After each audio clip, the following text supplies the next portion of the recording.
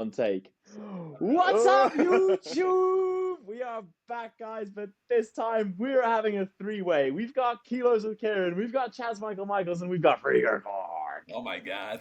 All right, Fraser, introduce yourself.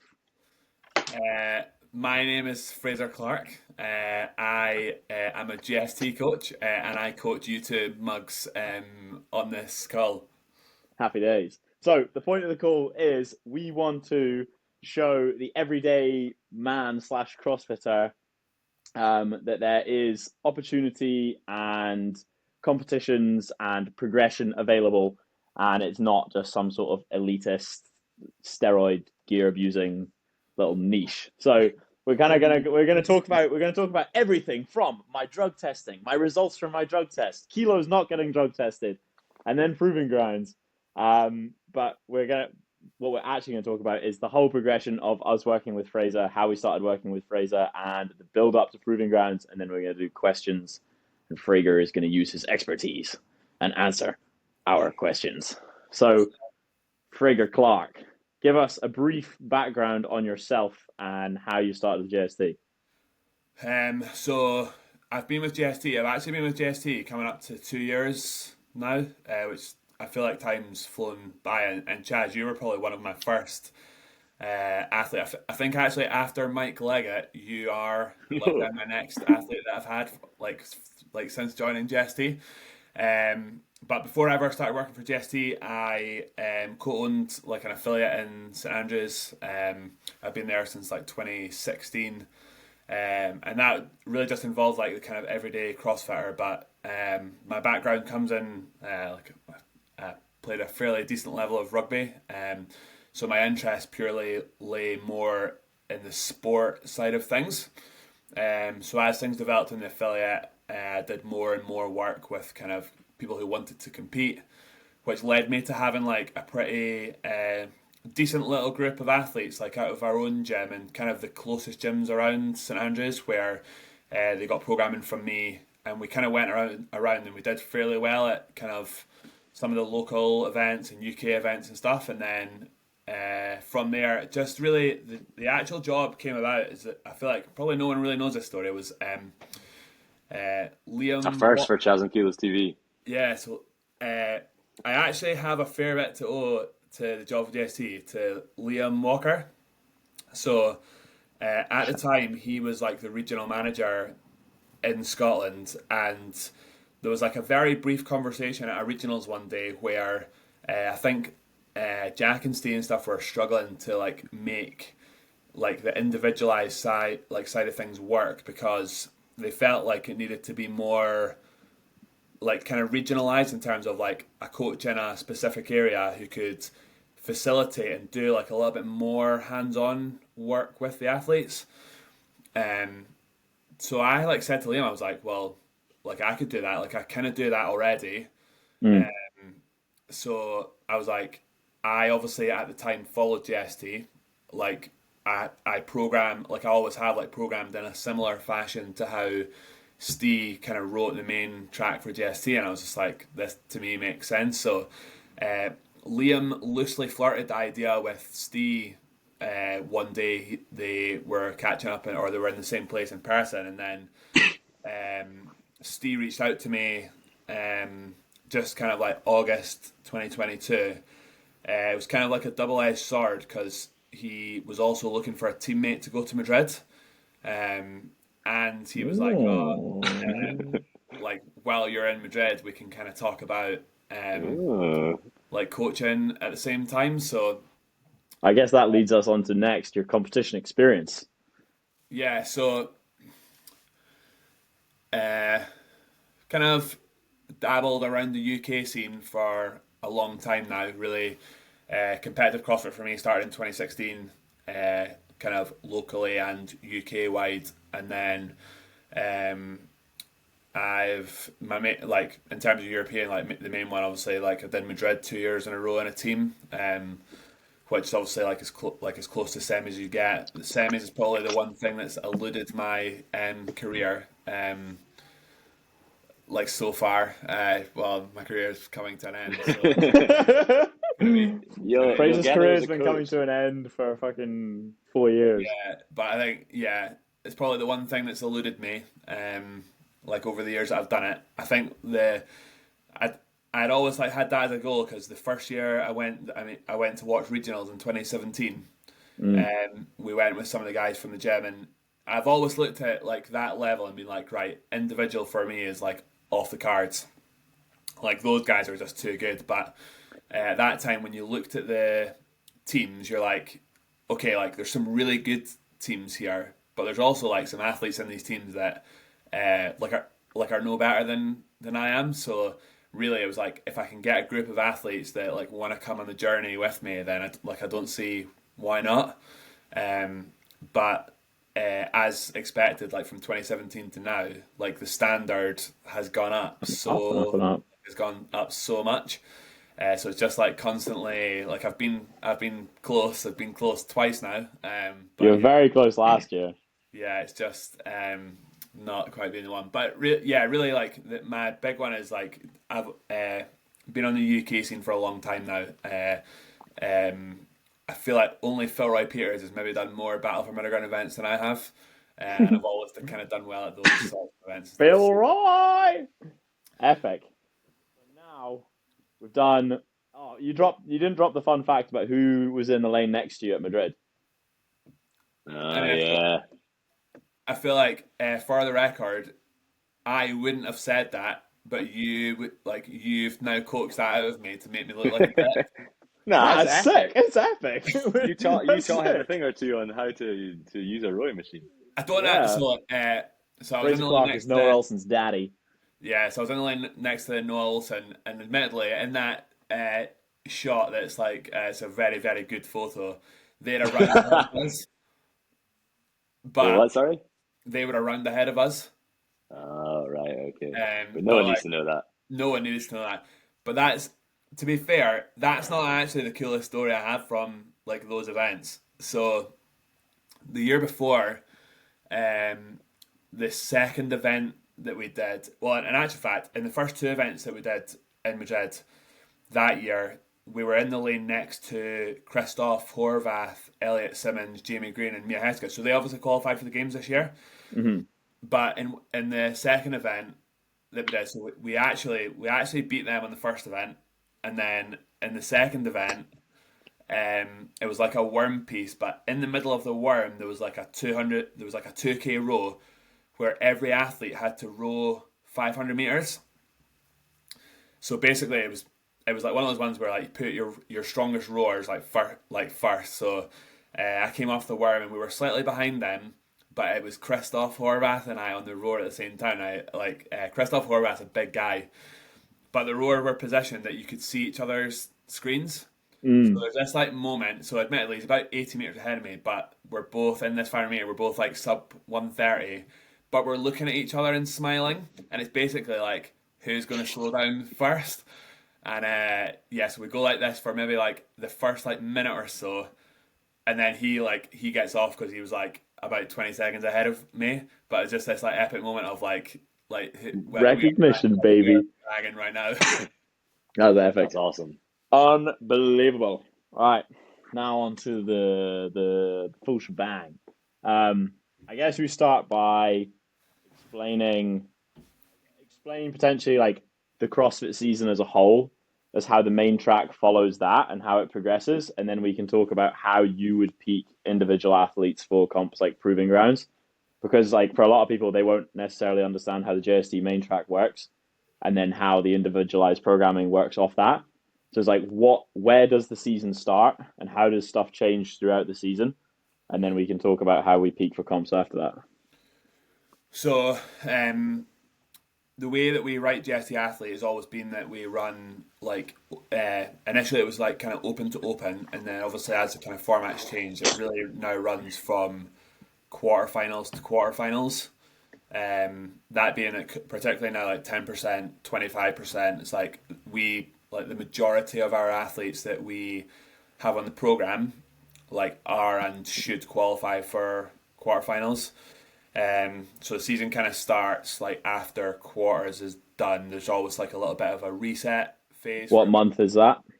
So you're talking that's April, May time in the year. Also in that time is when we will come back around to this, but that also in that time of year as well is where a lot of kind of the bigger competitions, in-person competitions, come into play. But really, like the season then runs, like the year, sorry, runs from like that kind of 3 week period after quarters finishes, and then everyone goes into this kind of reset phase. So basically, the way in which we kind of do things is that the further away you are from that quarters period, the kind of less specific to actual CrossFit, what you would know CrossFit as, the training is. So like your weightlifting is like very technical based. You're looking to build like proficiency in your lifts, build some kind of strength, and then your gymnastics, like you strip everything right back. So you probably train a little bit more like a gymnast in terms of lots of static work, strict work, etc. And then the conditioning, your kind of intensity is pulled back a little bit, but you're trying to build like just this big, long aerobic base. So if you think about that, this is a really wide pyramid of things that you work towards. Then as the year comes across the next 12 months, it starts to kind of like specialise again in. So it starts to come that you start to blend things together. You add in on your weightlifting elements, you kind of peak strength first, and then you peak your kind of ollie lifting, and then you start to blend it in with like some CrossFit so that you get the strength and carry over into like your workouts and stuff. The gymnastics, you just start to build strict strength and then capacity and then interference. And then on the endurance or the conditioning side of things, you start to shorten the time domain and increase the intensity, and then blend it in with the kind of mixed modal stuff, and that kind of builds your kind of overall picture when it comes to like going back into CrossFit, which is obviously then about 10 to 11 months after we kind of set off. Probably the briefest way in which I can explain it to you that people would maybe understand. Which is obviously fine. Like that's a really great structure for people who like want to kind of go open to open.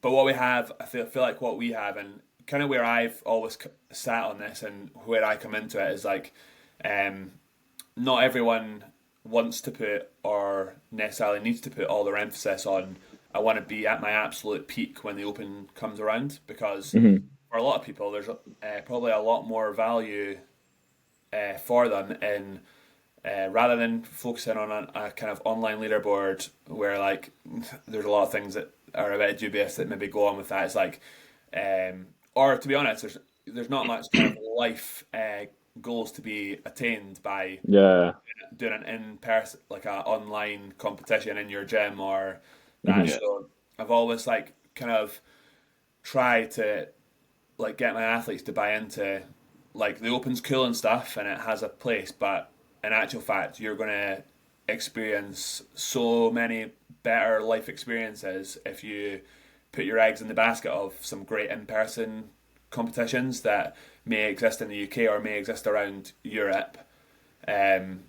Like those are things that are gonna like you're gonna live, like you're gonna look back on those when you're older. Man, I got so much cool stuff out of this. Like and like while obviously I said at the start like semis is like one that's kind of eluded me and was a great goal.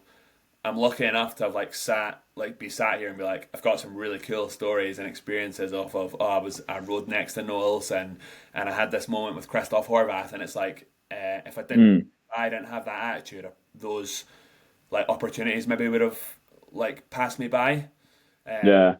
So I think it provides us for like as coaches and athletes like a bit of structure like for a season or a year to flow. But I feel like I follow that for some people, but for other people it's like, right, their year may look very different. And I feel like you two boys, particularly this year, have been that, whereas like that structure hasn't been how your year has looked, because you guys too have placed a lot of value in like what in-person experiences we can get off the back of it. So I was going to say, you carry on, Killers. I was going to say, going back to what you said about the programming, Fraser, I think it's quite interesting that you said like 10 like 10 months of the year is not like CrossFit specific, because I think a lot of people like see a CrossFit program and think that you're like kipping and flinging yourself around all the time, and a lot of the time you actually are focusing on like building strength, building like technical efficiency and lifts and stuff like that. But yeah, it was a good insight, because I don't think folk realize that. They think, yeah, you're doing Just something. hammer CrossFit wads and Yeah, see like what just happens. doing like wad after wad in the gym, when really you're doing like strength and conditioning. Like it's a lot different to what people actually think you're doing. And I I think suppose, yeah, you carry on. that is a very common thought, like of people who maybe like sit on the outside and look in. And I think like we're probably going to see a fairly big shift in the next 12 months of like what happens in the CrossFit affiliate of like a normal person using CrossFit as their like training methods, and like the sport of CrossFit will go to very separate ways, and they should go to very separate ways, Hmm. because the two are not the same. Like they are now not even the same training methodology. Like for us, like we're looking at what the best people do in their area. So it's like, what do endurance coaches give their athletes in terms of building capacity, and what do weightlifting coaches give weightlifters in terms of building technical proficiency, and like we're using that, and like, albeit we're changing it to suit a CrossFitter, because bear in mind like these athletes only do those things.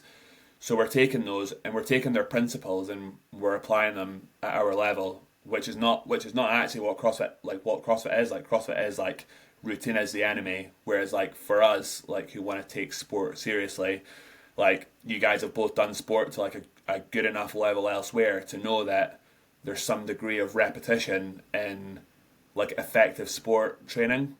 Hmm. So then why would CrossFit be any different? Like um just because Because it's it's like, unknown and unknowable, brother. yeah, but it's like the principles of sports science and training don't change just because it's like mixed Yeah. model. Uh, Yeah. Kilos, you're probably a good example of that, where it's like as a swimmer, it was like uh, even though you're a breaststroker, or if you've got someone that you know that even though you're a breaststroker, Yes. Yeah. I knew Shaz would laugh at that. But even I'm a like if you're breaststroker, but I don't swim, baby. like even if you're a breaststroker, like as that's your main stroke, the predominant amount of your swimming training is still done as freestyle, and it's like that's because like you have to accumulate the physiological benefits of the meterage, um, like rather than you don't just swim everything breaststroke because that's your event. You do probably more breaststroke, of course, but the majority of your training is made up of like freestyle, because like physiology comes first and being an endurance athlete comes first, and then you apply like the specificity of like what your event is secondary to that. So yeah. I feel like we touched on the thing of like off season, well, not off season, but just like competitions throughout the year. And that was something I was going to ask. Was I remember when we did our like kickoff call, however long ago that was, and I said to you, I was like, I want to compete, and then I want to be able to measure that, but I had absolutely no idea as to like what competitions there were. And then obviously there are so many, like what are good ones, and then how do you map out your like yearly calendar for competitions? Like what's too much, what's too little? Like what would you suggest for someone who wants to like experience it more? What are good competitions to do, and how do you know if you're doing too much? Think you probably know you're doing too much if you feel like uh, your your kind of KPIs are not improving. So it's like um, your fundamental test markers, like your max lifts or your kind of AMRAPs or slower something. workouts, your AMRAPs, etc., like should like be improving. So if they're not improving, you're not allowing yourself the chance to train those specifically. Hmm. In terms of how people do it, I think that you have to have like a degree of flexibility like with the athlete in terms of like what they want to do, because they have to enjoy it. Like at the end of the day, it's like this is for the majority of people. Like this is a hobby for them, uh, and that's like that goes further up the tree than most people would probably know. Like, see the majority of the athletes at semi-finals, Hmm. it's still a hobby for them. Yeah, they're very very good at it, but they're not making enough money to be like this is my full time job. Uh, Hmm. so like at the end of the day, it's a hobby. So Hmm. partly that the decision in terms of competitions is down to like the athlete and what they want to do. And like as a coach, like we can obviously advise, yeah, it's like you competing every 3 weeks is probably not conducive to you making some sort of improvement. Hmm. But strategically, I would always say is like for a person, if you could have two decent size windows in the year, so you're talking anywhere 12 weeks plus, where you've got a good opportunity to get a couple of blocks of training in. And then in a competition window, you can compete. You could compete a few times within a kind of couple of month period, but really you would probably prioritize one of those events. So say if I did three events in like a kind of 2 month window, I would like pick one and go all in on that one and accept that the other two are really just either a bit of fun or a dry run to like that bigger event. Um, Hmm. how I would kind of advise people to do that. And then they come off of it, they have a bit of downtime, and then they have like a decent training window again to then have another run at something bigger. So if I use you guys as an example, so um, we had like a good window, like kind of over the Christmas period and kind of into the open and stuff. But really, the work into the open for you guys was more geared around French throwdown first off, and then it led into that you both did something individually, which was fairly close after French throwdown. So you had this window where you were like in this kind of competition phase, and then after that you had like a fairly decent block off where there was a couple of things that maybe popped up that you kind of took part in, like you did turf and stuff, which is like fine. It's just a bit of fun. No one needs to take turf games too seriously, despite popular belief. Um, and then you've obviously had a fairly serious like run in to proving grounds again. And then after Proving Grounds is done, you'll have like another good week window, which for you guys is going to be up to having like a decent go at like team quarters when the time comes, which again is like another good like window of training where there might be something comes up. For example, like you may decide that you want to do SID triple threat or whatever, and that's at like December time. But for us, it'd be like, right, that just has to fit into the training window that you're doing there. But we just would do a tiny little pullback the week of said triple threat, but you just do it Hmm. in whatever state that you're kind of in or in the middle of your training block. Yeah, Um, wouldn't sacrifice anything for it. no, and I always feel like part of my job is like making people feel comfortable knowing that that's okay. So like when you get the result from sit triple threat and it's like, oh, like this workout was really bad, then you're like, well, that's just a reflection of where your training's at like right now. Someone's in a massive strength block and they're like, oh, the rowing endurance piece was really tough. I was like, well, that's okay. Like that's what we expected, and that's just where you're at like in the phase of your training at the minute. Hmm. So it's like really just like facilitating and like having these conversations to know that it's like, yeah, this is okay. This is what we expect, and that there's a lot of that goes on as well as just navigating like how people feel around where they're at in their training too. So yeah, it gives you kind of an insight of like Yeah. you guys doing like the what a person would do that's not so much geared towards like open quarters, etc. For context, the first year I did turf, I took the full week off work, cancelled the holiday, hardly trained, and then we came like sick. Whereas Got dialed in. this year in Glasgow, Kilos and I hit a 5 RM snatch grip deadlift the day of and maxed out our behind the neck jerks. Yeah. Classic. Times have changed. Times have changed. Yeah. You got a question, Kilos? Hit him with Uh, something. I was going to ask Fraser earlier, it popped in my head when he said that he hadn't made the semis as an athlete himself. Uh, what would your biggest goals be as a coach? What would you like to achieve as a coach? So it's interesting that you ask that because that's I, th- I think people think that because I've said it like after proving grounds that I'm probably not going to compete again. I think everyone is like No. everyone's like, oh yeah, like we'll believe it when we see it. But like I have taken that like quite seriously, and it's like I'm certainly going to take like a good prolonged period away from like me being on the comp floor.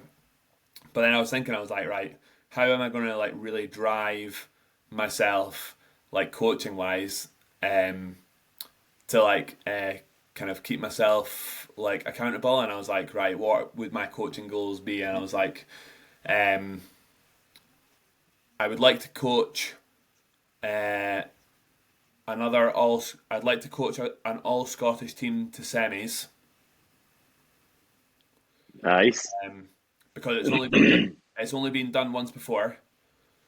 The boys at East Who? Kilbride uh, Okay, yeah. are currently hold that as like they were so like obviously Kirsten, Alexa, Phil, and Mitch went this year, but having an all Scottish team at semis, and then I would like to coach an individual to semis. Yeah, Anita. I mean, I'm hopeful, and then yeah. uh, if the opportunity came up, I would love to coach a team to the games. Nice. And I wouldn't be too fussed like about like an all Scottish team. Like that would be cool as well, and I'd love to say that I'd done that. I think we as Scotland are a wee bit away from that in terms of like having 4 athletes that are good enough to go to the games. Speak for Uh, yourself, Fraser. I think if I'm realistic, I think we as Scotland are a little bit away from that. But I think see within JST, I think within Yeah. JST we have enough athletes with enough potential that we could get a team to the games. What do you think, saying that, what do you think makes up a games level team? Like, if obviously, as you say, Scotland are lacking, like, what are the key components for a games level team? You need if you want to make the games as a team, you need 2 girls that would have qualified for semis individually.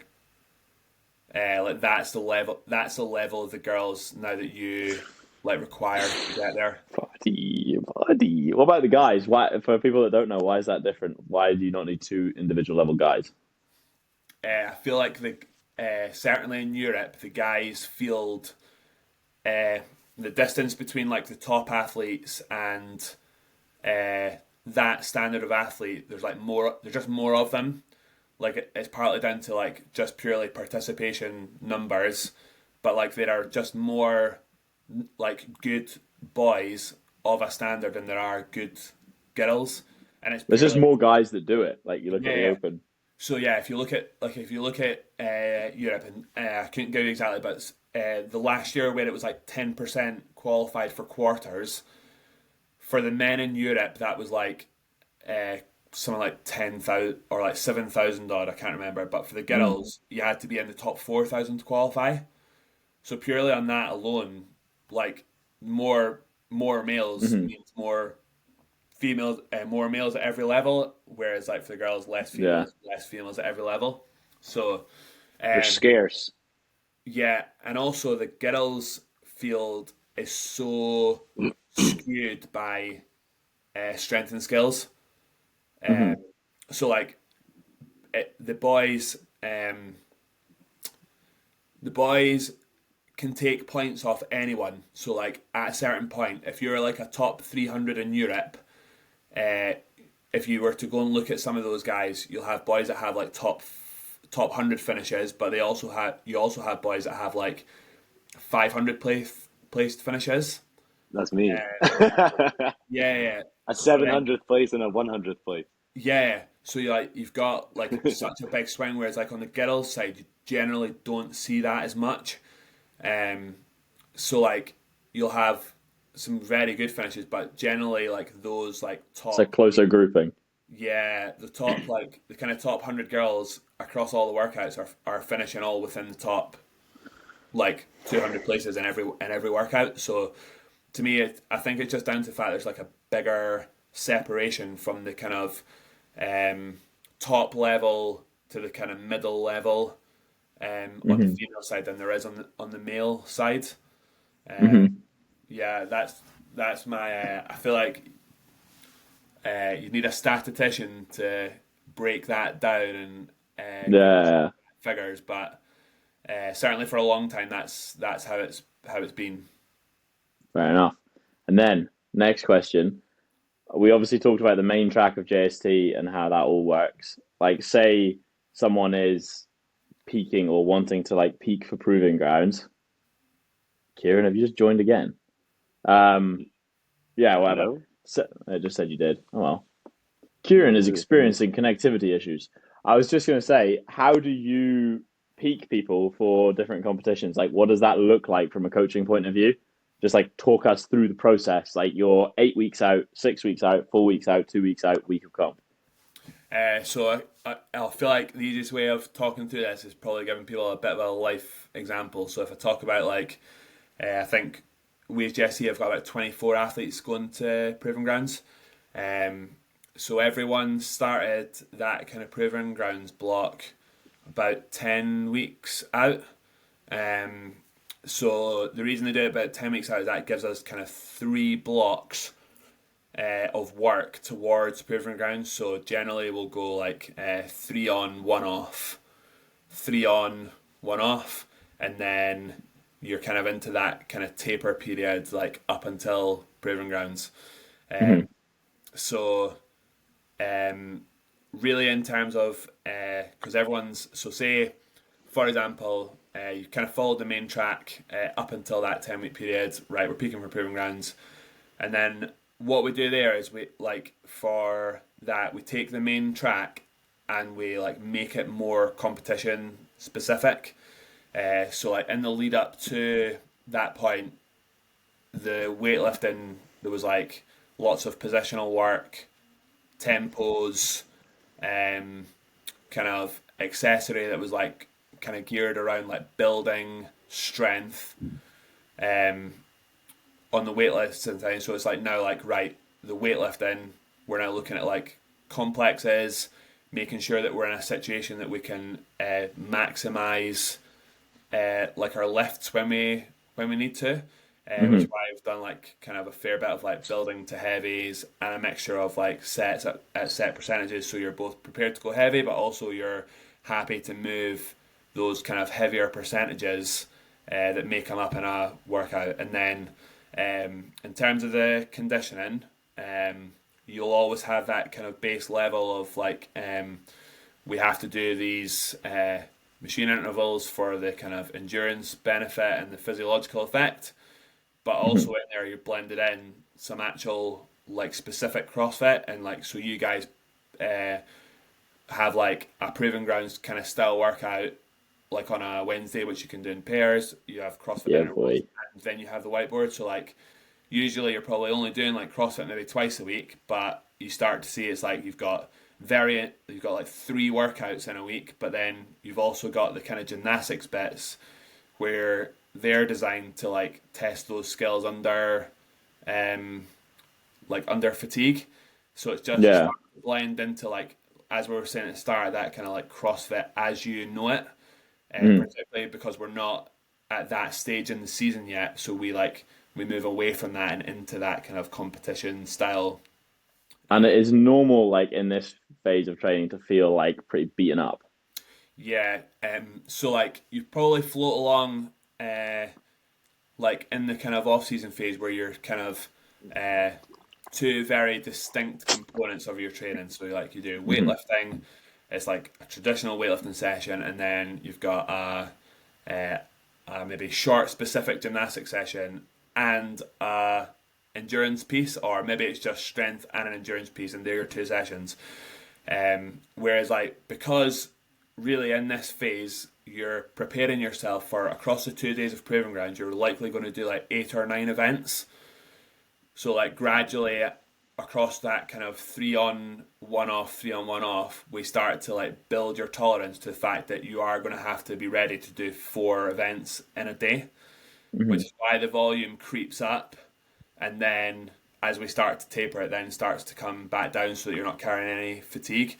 But really, you have to, and I suppose every person's different because some people can tolerate more volume than others. But everyone has to have like some degree of tolerance to the volume that's required across the weekend. So yeah, across the phase, you're probably doing a little bit more volume than what the people that are off season are at the minute. And then Is after, that yeah, carry on. I was going to say, is that an insight into Proving Ground's number of events, Fraser, or is that an estimate? In my head, it was 3 a day or so. Ooh. You think Um, nine, I wish nine I in? could give you more information on the Proving Grounds events, but unfortunately, I have none. I have Yeah, literally fair. no insight. Uh, So that was just a guess, that number of events, is it? I think so. I feel Just, like yeah. for 2 days, yeah, you're talking 6 to 8 events, maybe six in a final, so that would be seven. Yeah. Um, Or maybe, yeah, yeah, yeah. Nice. but yeah, Yeah. 2 days. Everyone's competing for 2 days. Yeah, I would think 3 on Saturday, 3 on Sunday, and a final. What's your prediction for the opening workout? I think we're going along, baby. So I think we're going long on the first one too. Um, I think they'll do the long one, and here's my reason why I think that. I think they'll do the long one early doors on Saturday because I don't think the crowd will be there. Like I think Yeah, they will want to do. I think they'll want to save the ladder, like which I think we inevitably know there'll be a lifting ladder. They'll save that for the point in the day where the most amount of people are there. yeah, for the most Yeah, hype. and like that's exactly what they want, and that's exactly the reason why they should do that.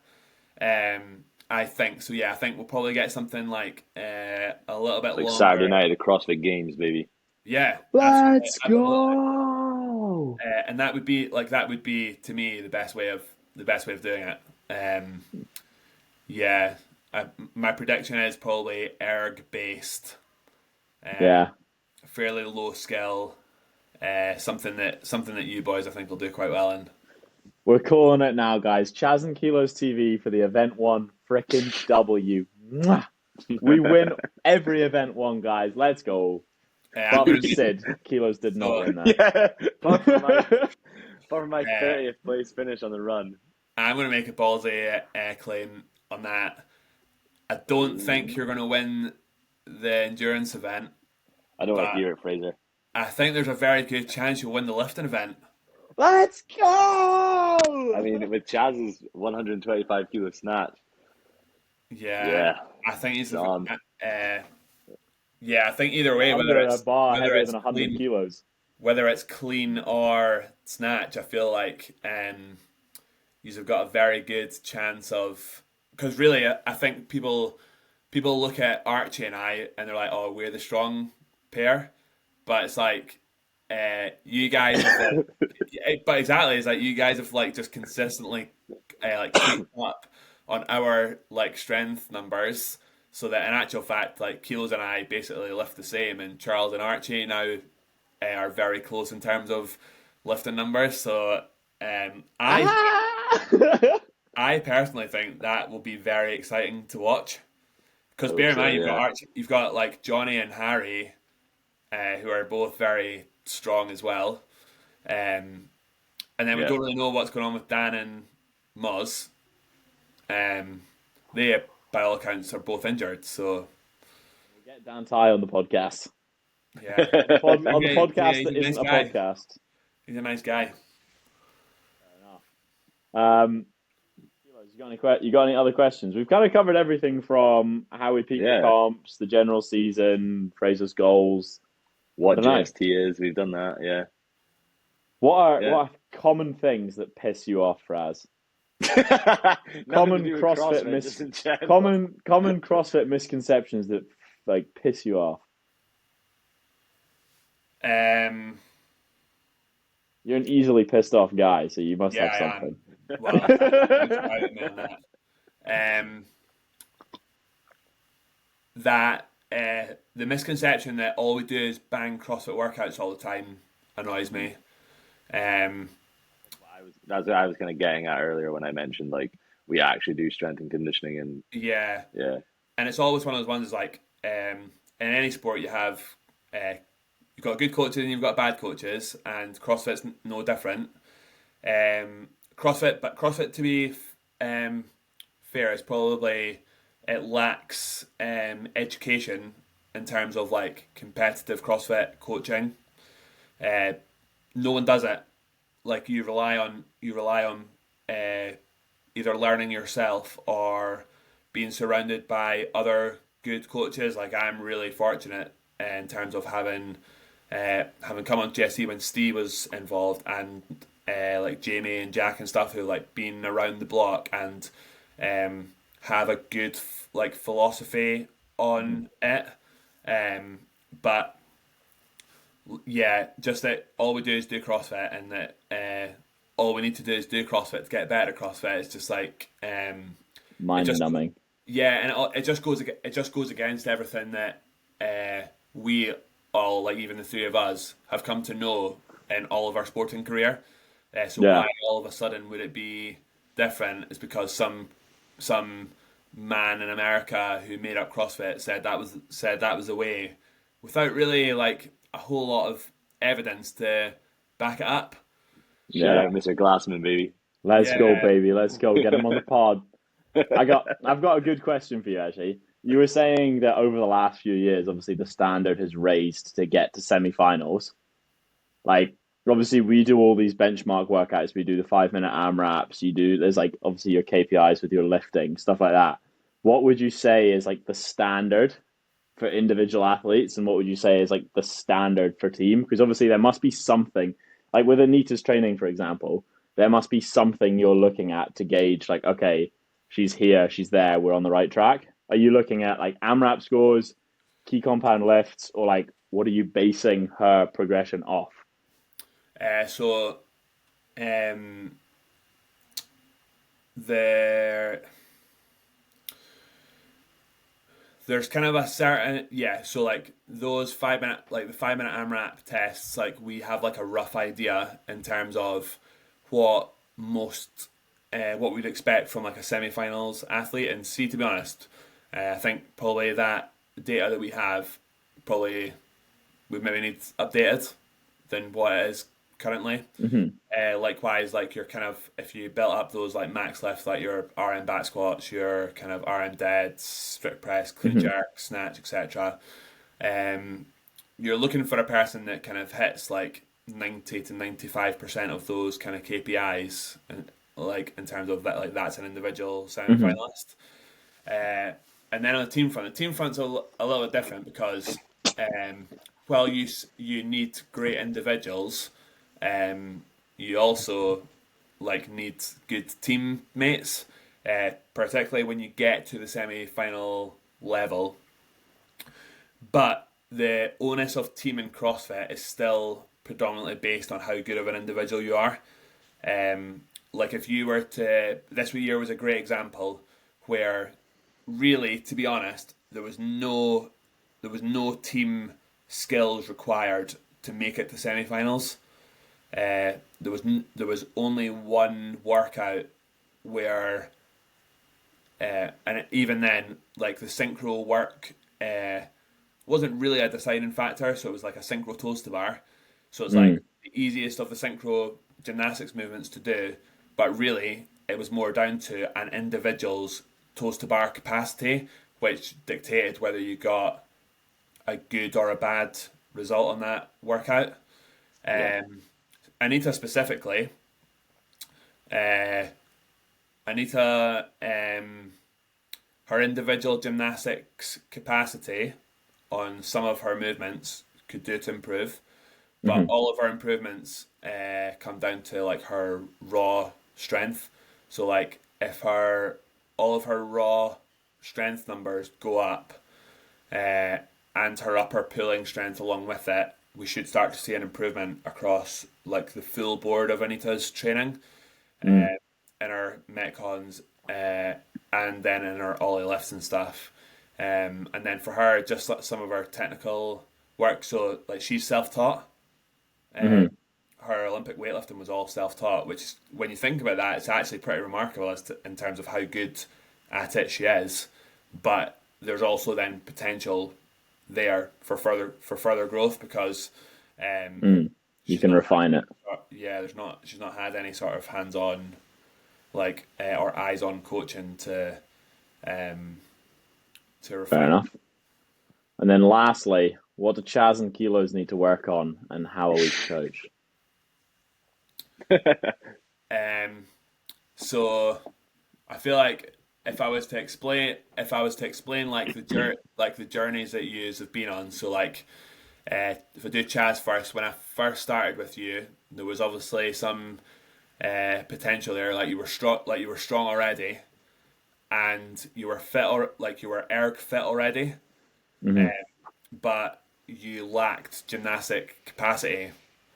And like if you were to look on the 2 years over the 2 years, it's like how much your gymnastic capacity has improved, while still making improvements in like the other areas. Like your raw strength numbers are probably Raw dog. raw dog strength numbers are probably that was your fault at the start of this call. Um, but the raw strength numbers I've probably fairly similar, but like your ollie strength numbers have improved greatly, and you're now just a better CrossFit athlete.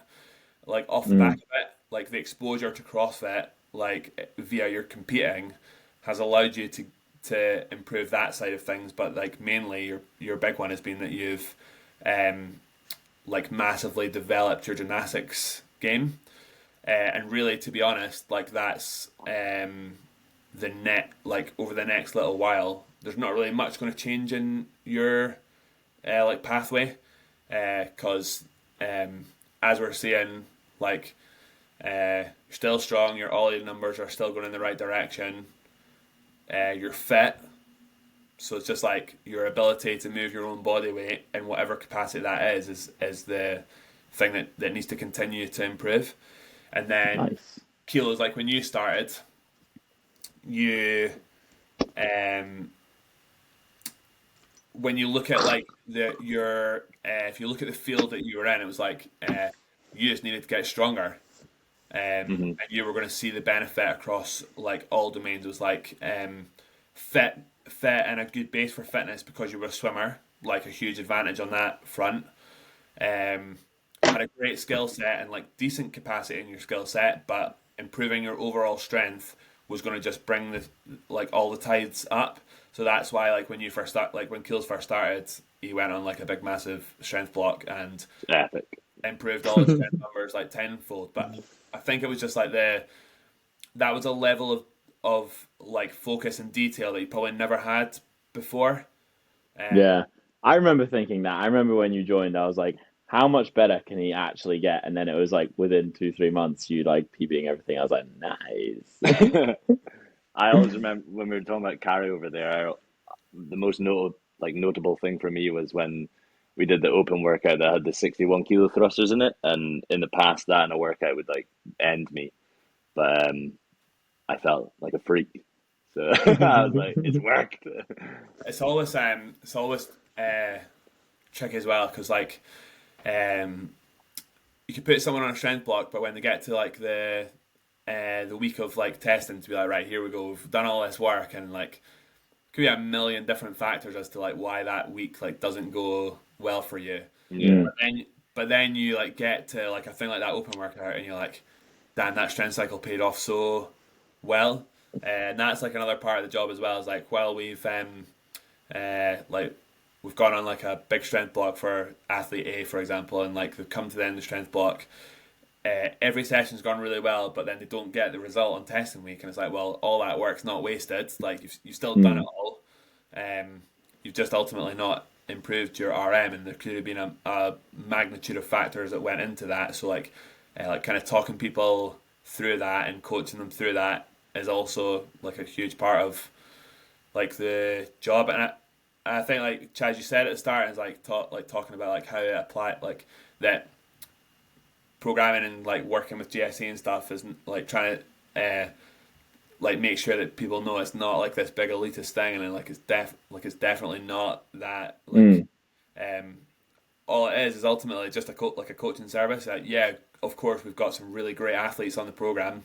Like we're not short of great athletes, but we have a lot of athletes that are either really early on into their journey, who like maybe don't have all the skill sets, and it's like our job as their coaches to kind of meet them where they're at, and then build on that. It's like it's obviously it's super satisfying for me to be like, oh, like I've got kilos in the elite category at SID and girls like on the podium at Ragnarok and stuff, but it's still equally as satisfying as like getting Zara, the full-time doctor who has a full-time cool. train, get like linking bar muscle ups from like when we started. She didn't have a bar muscle up. Yeah. It's equally like that's still like a hugely satisfying part of like the job that we do.